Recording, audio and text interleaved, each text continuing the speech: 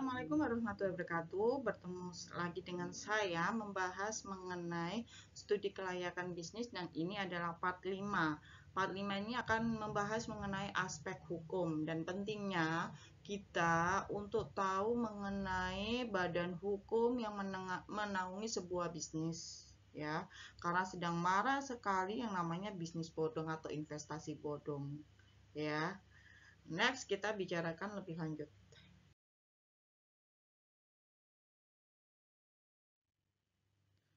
Nah, kenapa kita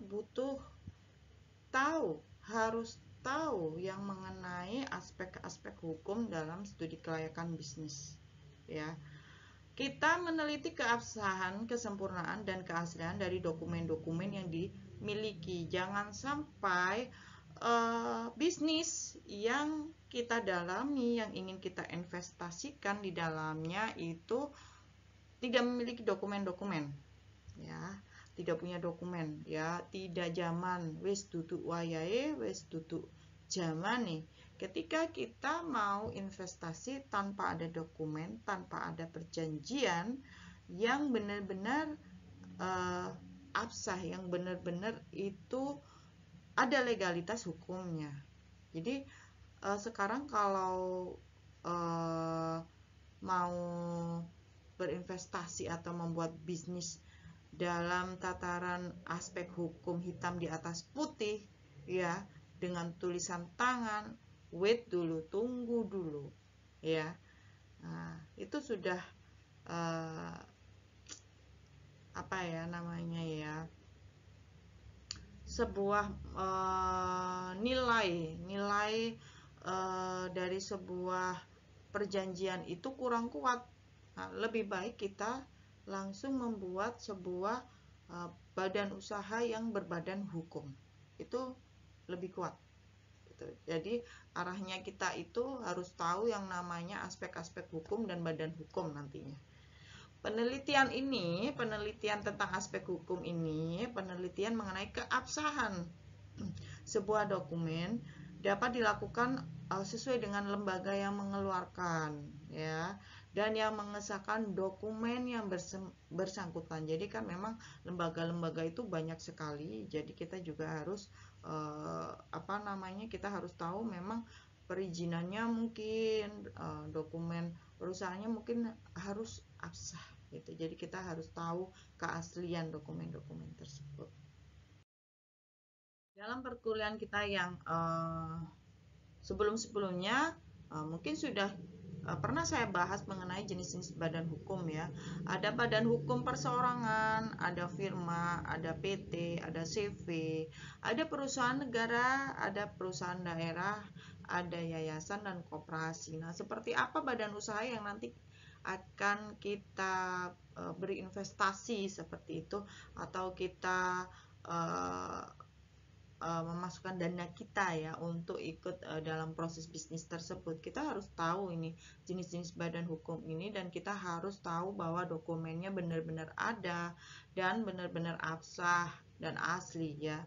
Jadi kita apabila mau membuat sebuah bisnis bersama-sama, lebih baik kita langsung buat badan hukum bisnis itu maunya di tataran mana nih ya, atau kita mau buat PT saja atau membuat CV. Nah, itu ya. Setelah kita membuat status lembaga atau perusahaan kita dengan sebuah izin legalitas kita seperti apa, maunya menggunakan PT, CV, seperti itu. Nanti kita akan mengurusi beberapa izin-izin usaha seperti NIB, SIUP, IMB. Nah, IMB ini izin mendirikan bangunan ya, apabila kita aset perusahaan kita seperti tanah, seperti bangunan gedung, rumah, kantor. Nah, itu pastikan kita memiliki izin mendirikan bangunan ya.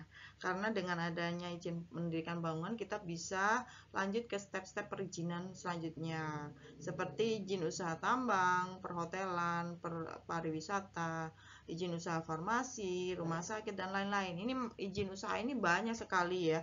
Ini bisa dicek di KBLI di Indonesia sebelum kalian nanti teman-teman sekalian membuat sebuah izin usaha. Penting ya, kita harus memiliki badan hukum dan kita harus lanjut ke jenis-jenis izin usaha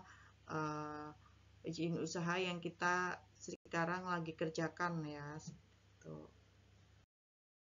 Selanjutnya mengenai dokumen yang teliti ya, yang kita teliti. Pertama kali yaitu kita teliti badan usahanya. Apakah benar nih ketika saya invest perusahaan tersebut yang kita amanahi sebuah dana dari usaha kerja keras kita, ada usahanya apa belum? Bentuknya seperti apa bila ada. Nah, kemudian bukti diri seperti KTP ya, KK seperti itu. Apakah punya kartu-kartu seperti BPJS, ya kayak gitu ya, BPJS Ketenagakerjaan, bukti diri. Benar-benar ada orangnya, benar-benar orangnya masih hidup juga ya. Jangan sampai orangnya ternyata sudah tidak ada, atau orangnya lagi ada di masa tahanan seperti itu. Nah, kita harus benar-benar tahu ya. Kemudian NIB. NIB ini nomor induk ya. Jadi kita juga nanti bisnisnya kita itu punya nomor induk ya. Ya. Nomor induk berusaha ini nanti keluar di sistem OSS ya. Kita harus melakukan proses perizinan melalui aplikasi atau sistem OSS yang sudah disediakan oleh negara.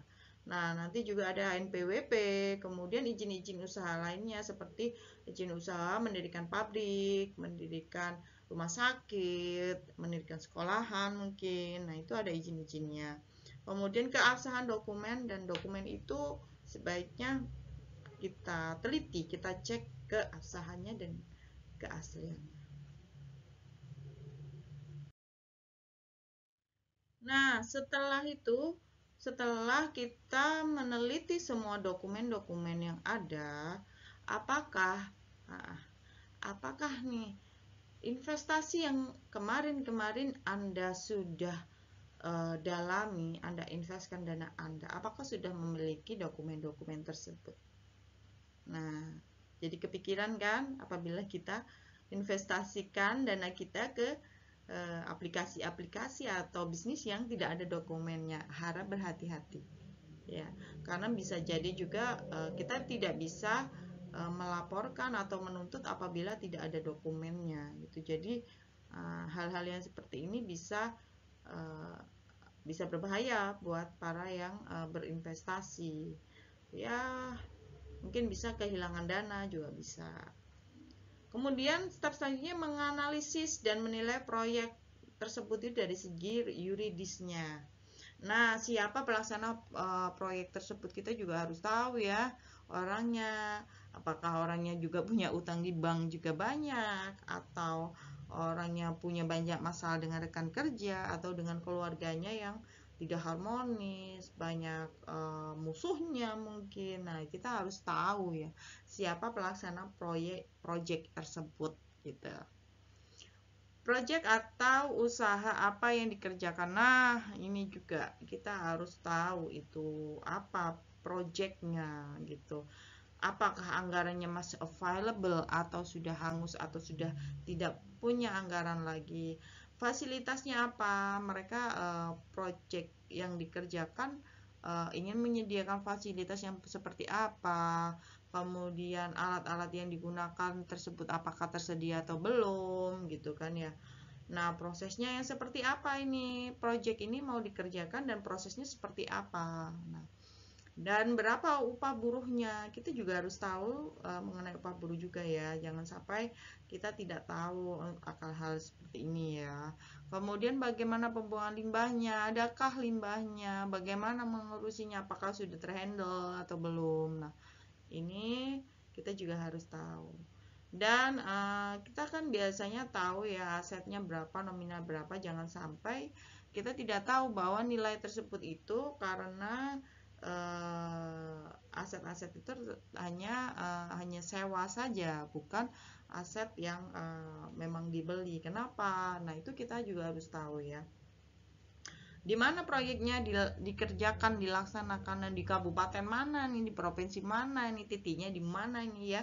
Kita juga harus tahu proyeknya. Jangan yang misal kita invest saja di sana sudah mendapatkan banyak keuntungan. Nah, pasti kita juga bisa nular dapat keuntungan juga. Nah, yang hal-hal seperti itu mungkin sedikitnya dipertimbangkan, karena belum tentu juga ya kalau kita tidak detail untuk tahu mengenai legalitas sebuah investasi atau bisnis.